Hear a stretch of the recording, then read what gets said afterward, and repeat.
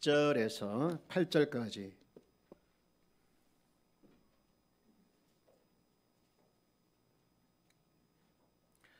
로마서 4장 1절에서 8절까지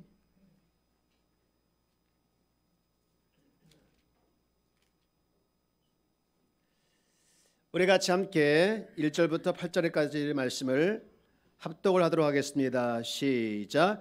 그런즉 육신으로 우리 조상인 아브라함이 무엇을 얻었다 하리요? 만일 아브라함이 행위로서 의롭다 하심을 받았으면 자랑할 것이 있으려니와 하나님 앞에서는 없느니라. 성경이 무엇을 말하느냐?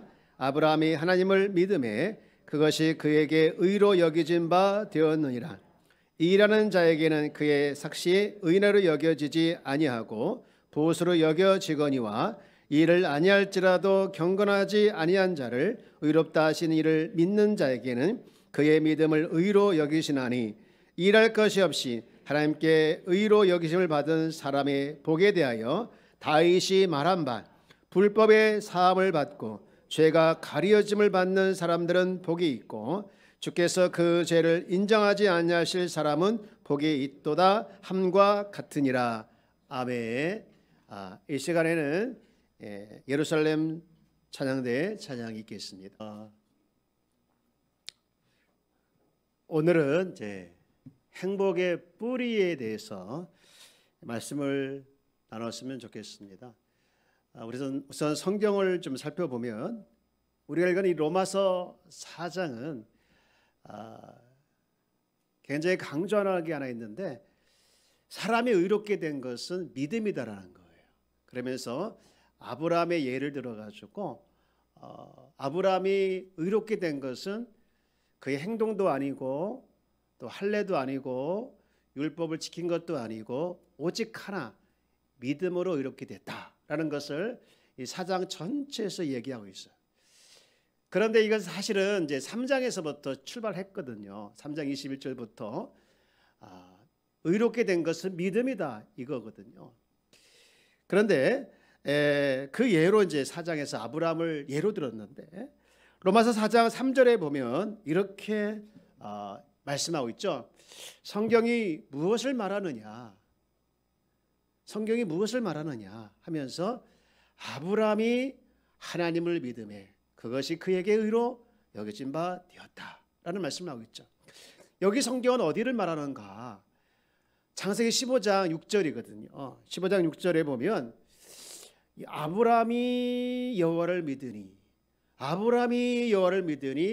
여호와께서 이를 그의 의로 여기시고 라고 되어 있어요. 저는 이 말씀을 묵상하면서 아브라함이 여호와를 믿었을 때 이 믿음이라는 부분이 참 궁금한 게 생겼어요. 하나님을 믿었다. 근데 도대체 어떤 믿음이었는가? 이 믿음이 굉장히 궁금하게 하더라고요. 만약 이 믿음이 확실하게 무엇인지 깨닫게 되어지면 하나님께서 우리에게 요구하는 믿음이 이런 거구나. 또 우리가 그 믿음대로 믿음을 가지고 살아가면 되겠구나라는 것이 이어지기 때문에 굉장히 궁금해서 이제 살펴보게 되었는데요. 여러분, 우리가 이 믿음을 한번 보기 전에 인간의 타락이 어디서 출발했는가 먼저 봤으면 좋겠어요. 여러분, 창세기 보면 인간의 타락이 나오죠. 타락이 나오는데 그 출발을 보면 그거더라고요. 하나님의 간섭에서 벗어나서 스스로 독립하려고 하는 그때부터 인간이 타락하더라고요.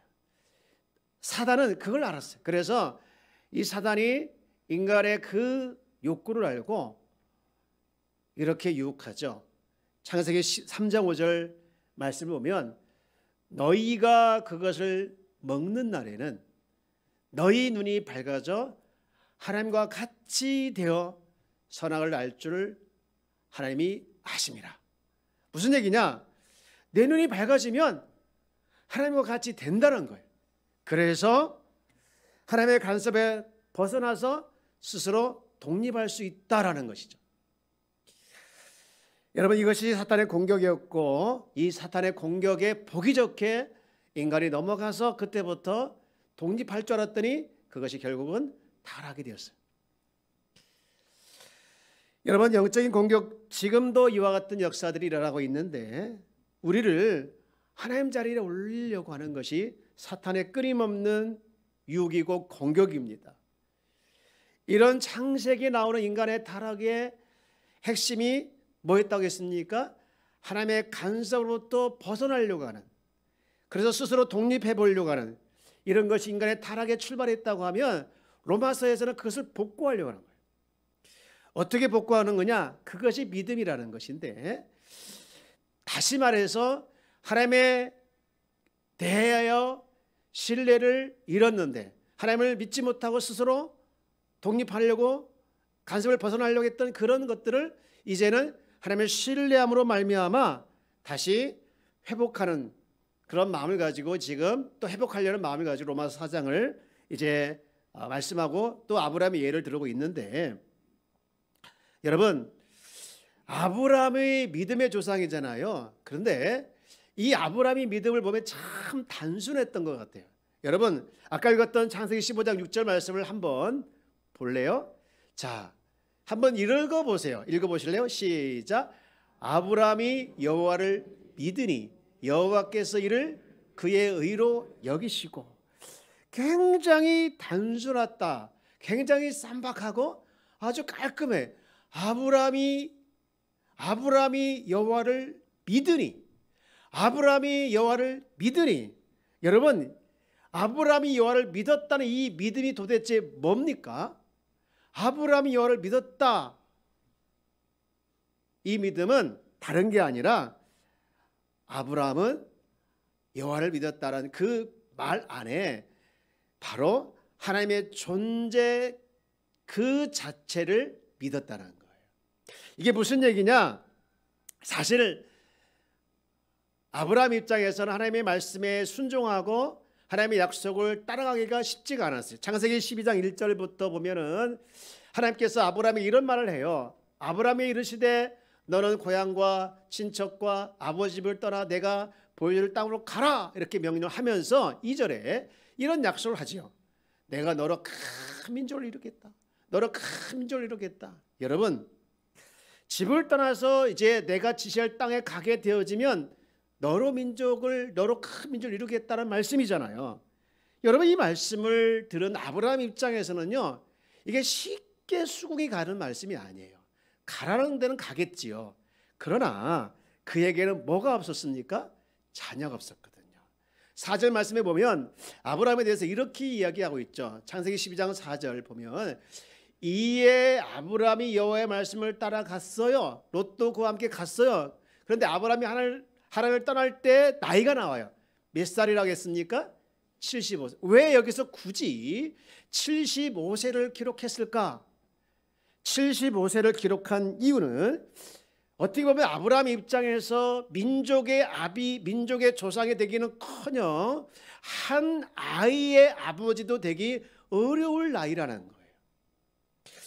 이처럼 어려운 상황에 이 아브라함은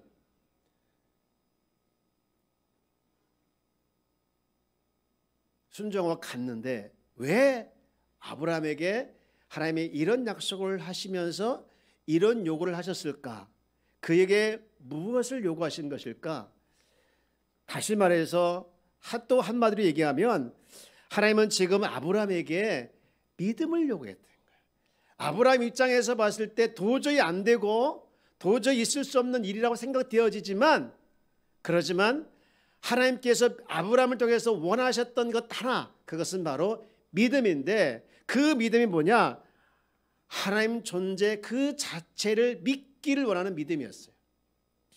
여러분, 상대방이 어떤 약속을 할 때, 아주 어려운 약속을 내게 해올 때, 여러분 그때는 뭘 믿어야 합니까? 그 약속 자체를 믿기보다는 그 약속을 한 사람을 믿어야 되죠.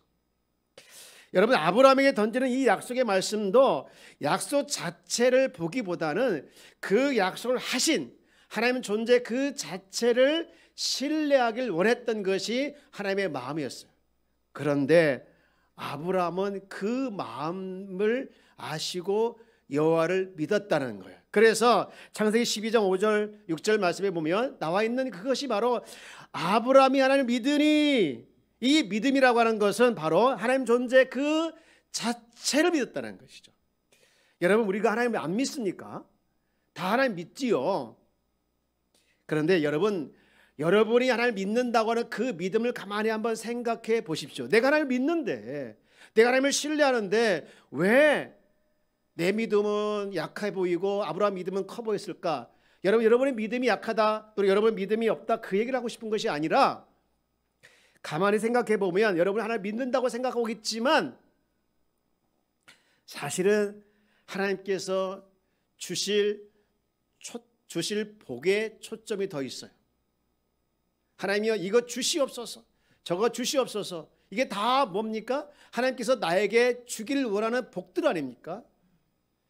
여러분, 그런데 이런 믿음이 우리 가운데 있는데 사실은 그 하나님께서 주실 복보다는 그 복을 가지고 계신 그 하나님을 우리가 믿지 못할 때가 많이 있다는 것이죠. 그러므로 하나님께서 주실 복에 초점을 두고 있던 우리의 믿음을 이제는 옮겨서 하나님의 존재 그 자체를 믿는 믿음으로 우리가 옮겨지는 믿음이 회복되는 것이 우리에게 필요한 줄 믿습니다.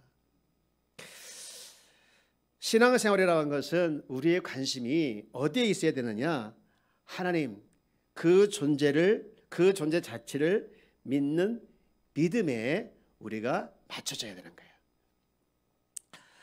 여러분, 아브라함의 믿음 바로 이런 믿음이었는데, 아브라함은 하나님을 신뢰하지 않고 결코 그분께서 약속하신 그 약속의 말씀을 믿어지고 또 믿어질 뿐만 아니라 따라갈 수가 없었던 것이죠. 바라옵기는 오늘 이 창세기 12장에 나와 있는 그 아브라함이 여호와를 믿으리 믿음이 여러분에게도 회복되어지기를 주의 이름으로 축복합니다. 우리 한번 이 아브라함이 여호와를 믿으니 그 상황이 그냥 하나님께서 주실 그 축복의 초점이 아닌 하나님 그 자체의 초점을 듣고 믿고 따라가는 그 아브라함을 한번 상상하면서 우리 창세기 12장 4절 말씀을 한번 더 읽어볼까요? 시작. 이에 아브라함이 여호와의 말씀을 따라갔고 롯도 그와 함께 갔으며 아브라함이 하란을 떠날 때 75세였더라. 그런데 이 말씀을 비슷하게 창세기 15장에도 똑같이 하고 있거든요. 15장 5절 보면 그를 이끌고 밖으로 나가 이르시되 하늘을 우러러 무뼈를 세울 수 있나 보라. 또 그에게 이르시되 내 자손이 이와 같으리라 하니 6절 아브라함이 여호와를 믿으니 라고 했습니다. 오늘 읽은 로마서 4장 3절 말씀도 바울이 인용한 말씀이 바로 이 창세기 15장 5절 6절에 있는 말씀, 특히 6절에 있는 말씀인데, 여러분 우리가 목표해야 할 믿음이 있다면 그것이 뭐냐? 여호와를 믿으니, 여호와 그분 자체를 믿는 그 믿음을 우리가 갖기를 목표로 삼고 그 목표로 삼을 뿐만 아니라 그 믿음이 회복되는 저와 여러분 되게여지를 주의 여러분 축복합니다. 그래서 그분과 관계 회복되는 것이 우리의 신앙의 목표고 또 우리가 기도할 제목인데요. 제가 이 말씀을 준비하면서 어제 문득 교회를 개척하고 지나온 이 13년이 막 필름처럼 돌아가는 것처럼, 필름 막 돌아가는 것처럼 생각이 들면서 참 감사했던 시간이었어요. 제가 13년 전에 만수동에 교회를 개척했는데요. 지금까지 쭉 보면 나의 삶이 물론 아브라함 같지는 않지만 이렇게 보니까, 지금 생각해 보니까 내 믿음이 하나님의 존재 그 자체를 믿고 왔었던 믿음이 있었다는 것을 제가 발견하고 너무 감사했어요. 사실 제가 목사 한 수 받기 전에 교회를 개척했던 적이 있거든요. 전도사 시절에 인천의 저 모래내 시장에서 교회가 나와서 이제 거기를 소개받고 갔는데, 저는요 교회만 개척하면 잘 될 줄 알았어요. 그냥 여의도 순복음교 이상으로 진짜 잘 될 줄 알았어요. 그런데 보기 좋게 실패하고 말았습니다. 교회를 거기서 시장에서 이제 안 돼가지고 지하로 내려가고 뭐 이렇게 해서 그냥 뭐 실패하고, 제가 부목사로 10년 동안 부목사 생활을 하게 됐거든요. 부목사 10년 동안 생활하니까 이게 이제 익숙한 거예요. 부목사의 생활이 익숙하고 편하고 좋더라고. 근데 이게 개척을 하니까 굉장히 두려운데, 한 번은 제가 섬기는 목사님이 교회 만수동에 있는 교회를 보여주면서 이걸 한번 해볼 게 있냐고. 그런데 너무 마음에 와 닿는 거예요. 너무 좋은 거예요. 그래서 알겠다고. 그리고 이제 머무르고 이제 오케이 사인하고 거기를 개척해 시작을 했는데, 한 번은 제가 교회 이렇게 옥상에 올라가서 밖을 한번 봤어요. 만삼직으로 이렇게 돌아보니까 그날따라 십자가가 왜 이렇게 많은지 몰랐어요. 여기도 십자가 저기도 십자가, 동서남북이 아니라 동동동동 서서서서 남남남 북북북 다 사이에 십자가가 다 있는 거예요. 그래서 하나님께 뭐라고 기도해요? 하나님, 왜 저를 좋은 교회 보내주시면 감사한데 왜 교회가 이렇게 많은 교회 초로로 보내주셨습니까? 그때 하나님께서 저에게 뭐라고 응답하신 줄 아십니까? 아무 말도 안 하시더라고요. 그리고는 7년의 시간을 흐르게 하시면서 생각지도 않는 은혜들로, 생각지도 않았던 풍성한 은혜들로 실제로 보여주시고 보내주시고, 그러면서 나로 하여금 7년의 시간을 그곳에서 보내게 하더라고요. 지금 생각해보면 교회 총회가 같았던 그 만수 삼지구의 저를 오직 하나님의 존재 그 자체를 신뢰하며 동행하셨다는 것을 제가 깨닫게 되으니 나도 모르게 감사와 감격과 감사의 눈물을 어제 잠깐 흘렸던 시간이었습니다. 사랑하는 여러분, 우리도 하나님의 존재 그 자체를 신뢰하는 믿음으로 순종의 길을 걸어가서 여러분 안에, 여러분 삶 가운데 하나님의 풍성하신 은혜가 늘 있어서 또 체험하기를 주의 이름으로 축복합니다.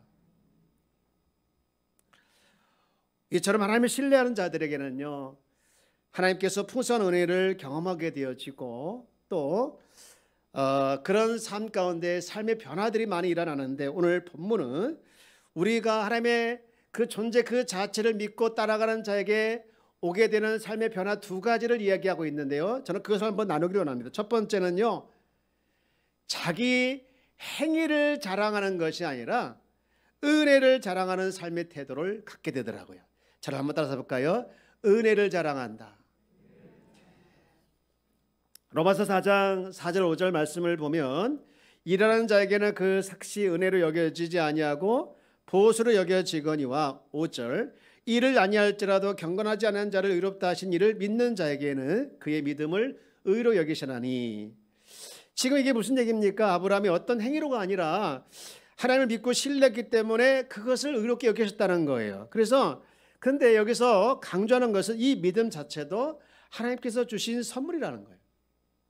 그러면서 바울은 이것을 더 강조하고 싶어서 다윗의 예를 들고 했는데 6절과 8절 말씀입니다.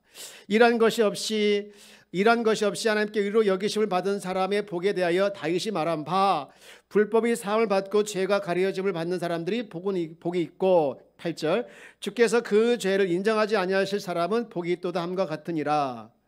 이 말씀은 사실 어디에 배경이 되냐면 시편 32편 1절 2절의 이 말씀이 배경이 되는 거예요.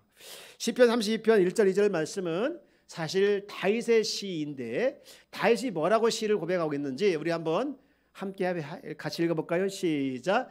허물의 사함을 받고, 2절 마음에 간사함이 없고 여호와께 정죄를 당하지 아니하는 자는 복이 있도다.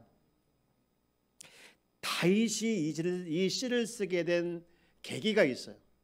여러분 잘 알고 있는 것처럼 다윗은 부하의 아내를 이제 범하고, 그리고 그 부하까지 모함해서 죽이게 하고, 그리고는 아무런 죄책감도 못 느끼고 죄의식을 갖지 않고 있을 때에 나단이 나타나가지고 그의 죄를 지적하니까 그때서야 자기의 죄를 보게 되었고, 그 죄가 얼마나 큰 것을 깨닫게 되어지면서 진짜로 가슴을 찢어내면서 회개 자리에 들어가게 되죠. 그런데 그를 하나님께서 긍휼히 여겨주시고 용서해 주셔서 다시 한번 기회를 주었을 때, 그때 이 시를 쓴 게 시편 32편이에요. 그런데 그 하나님의 은혜와 사랑에 감격해서 이 시편 32편을 썼는데, 바울은 왜 굳이 그 다윗을 여기서 들어와 또 다윗의 예를 들었을까?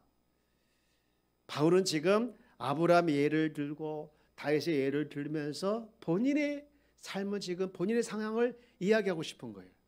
아브라함의 경우도 도대체 행위로서는 의롭게 여길 수 있는 자격이 안 됐고, 다윗의 경우에도 그런 죄를 지었는데 하나님의 은혜로 기회를 다시 얻었고, 본인 또한 역시 똑같이 은혜를 베푸신 하나님에게 너무 깊이 감사하며 감격스럽게 다가오게 있다는 거예요.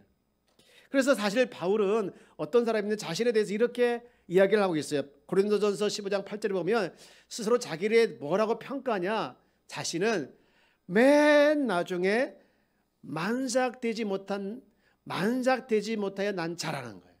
왜 그러냐? 9절 10절 쭉 보면은 이렇게, 나는 사도 중에 가장 적은 자라, 나는 하나님의 교회를 박해하였으므로 사도라 칭함받기를 감당하지 못할 자라. 자신은 얼만큼 못된 사람이냐라는 것을 9절 얘기했고, 또 10절도 보면 그런데, 우리 그러나부터 한번 읽어볼까요? 시작. 그러나 내게 주신 그의 은혜가 헛되지 아니하여 내가 모든 사도보다 더 많이 수고했으나 내가 한 것이 아니요, 내가 모든 사도보다 정말 많이 수고했다는 거예요. 그런데 이게 내가 한 게 아니라 오직 나와 동행하시며 내 삶 가운데 임재하신 그 하나님의 은혜로, 함께 하시며 은혜로 내가 이 일을 감당했다는 거예요.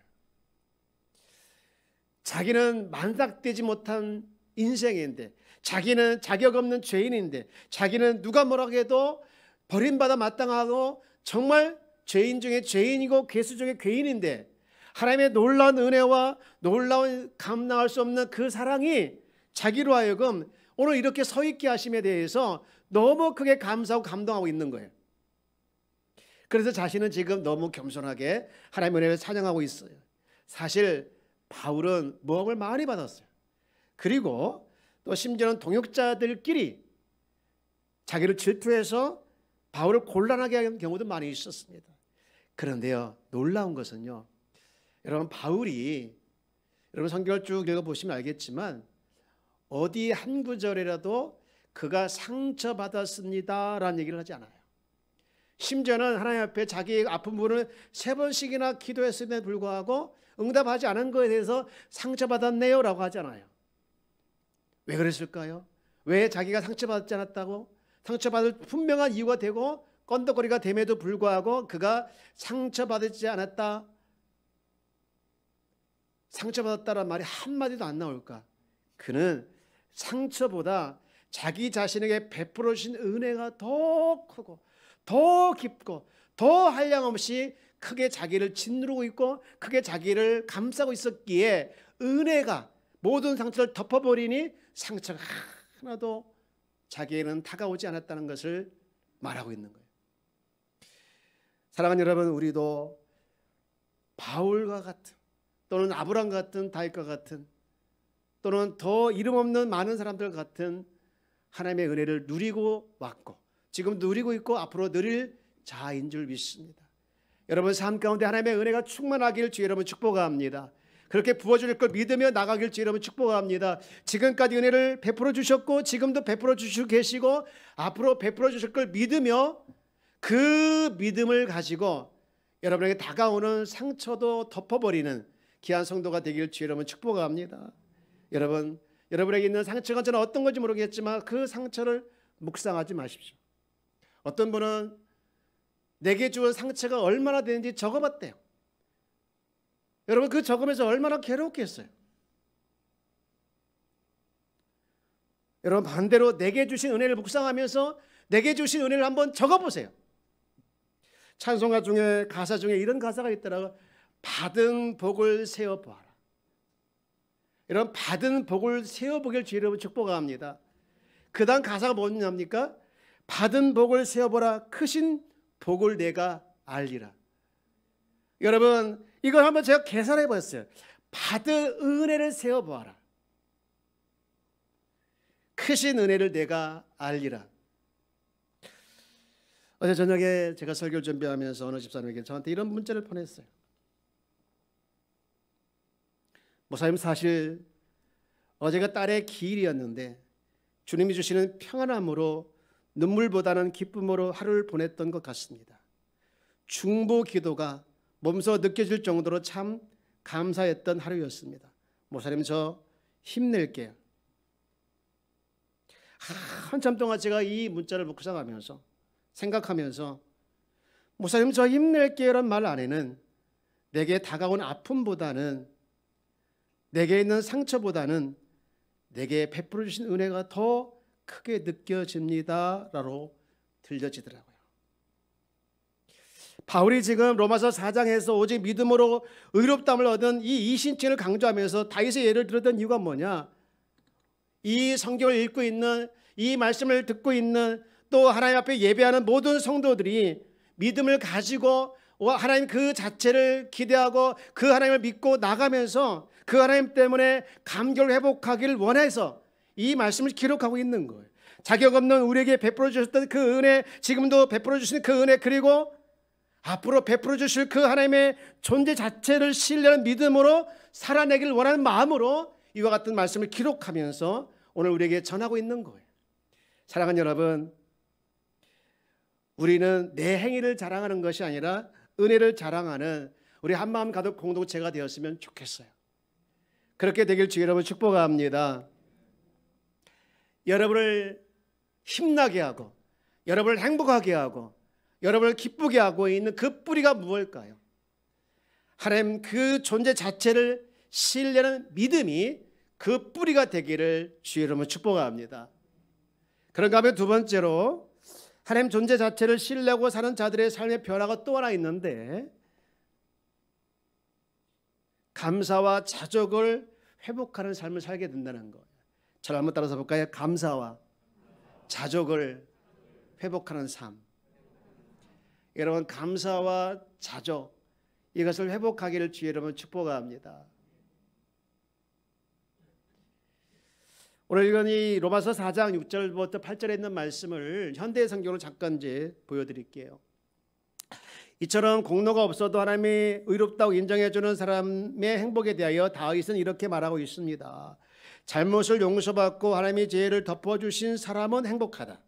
또 8절, 주께서 그 죄를 인정하지 않는 사람도 행복하다.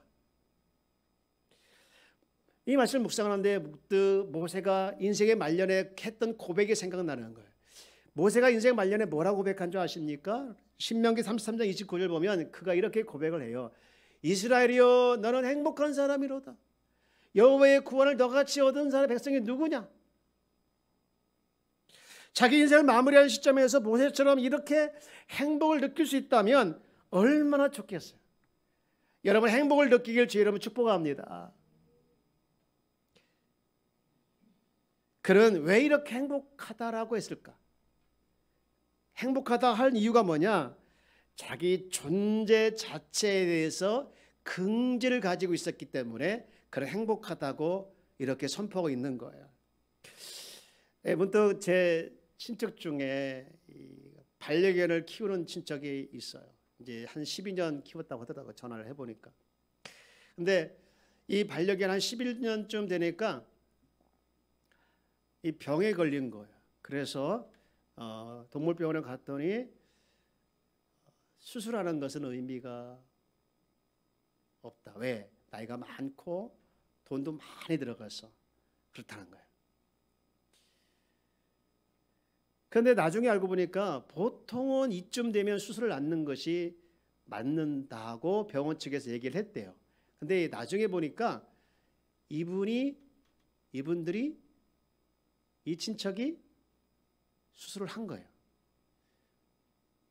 나이도 많고 돈도 많이 들어가서 수술하지 말라고 병원에서 권장을 했는데, 보통은 이제, 그러면 여러분, 이 강아지를 그분들이 왜 수술을 했을까? 어떻게 보면 그 강아지는, 그 반려견은 그 집에서 보통 반려견이, 그냥 반려견이 아닌 그 이상이었던 거예요. 왜 그렇습니까? 그 강아지와 관계 맺음이라는 의미를 부여하니까 돈이 많이 들어가도 그렇게 수술을 한 거예요. 여러분, 저는 이 생각을 하면서 하나님과 나와의 관계를 한번 생각해 봤어요. 여러분, 우리가 예수 그리스도를 통해서 얻게 된 이 자녀의 신분이 그냥 된 게 아니잖아요. 어떻게 보면은요, 우리는요, 경제 논리를 따지거나 무슨 논리를 따져봐도 아무런 가치가 없는 사람일지는 몰라요. 그러나 하나님과 나와의 관계라는 그 관계를 통해서 내가 너무 소중한 존재로 보인 거예요. 그래서 하나님 그분 자체가, 하나님 존재 자체가 내 인생에 찾아오셔서 우리 인생 가운데 찾아와서 우리 인생을 새롭게 만들어줬는데, 그게 뭐냐? 새로운 피조물입니다. 이 새로운 피조물은요, 하나님 입장에 봤을 때 너무 귀한 존재예요. 또 하나님 입장에서 봤을 때뿐만 아니라 내 입장에 봤을 때도 너무나도 귀한 존재입니다. 여러분 스스로가 어떤 생각을 갖는 게 굉장히 중요하냐? 하나님께서 여러분을 봤을 때 귀한 존재임을 자각할 뿐만 아니라 내 스스로도 내가 귀한 존재임을, 새로운 피조물로서 새 인생으로 살아가는 귀한 존재임을 자각하며 살아갈 때 어떤 일이 벌어집니까? 내 인생에 비록 어려움이 부닥쳐도, 또 초라한 일이 닥친다 할지라도 그것 때문에, 현실 때문에 낙심하지 않고 당당하게 살아갈 수 있는 자가 될 줄 믿습니다. 사랑하는 여러분, 저는요, 모세가 마지막 말년에 나는 행복한 사람입니다 라고 찬양하며 노래했던 그 찬양과 노래의 모습이 저도 포함해서 여러분에게도 그와 같은 일이 일어나기를 주의 이름으로 축복합니다. 한번 외쳐볼까요? 나는 행복한 사람입니다.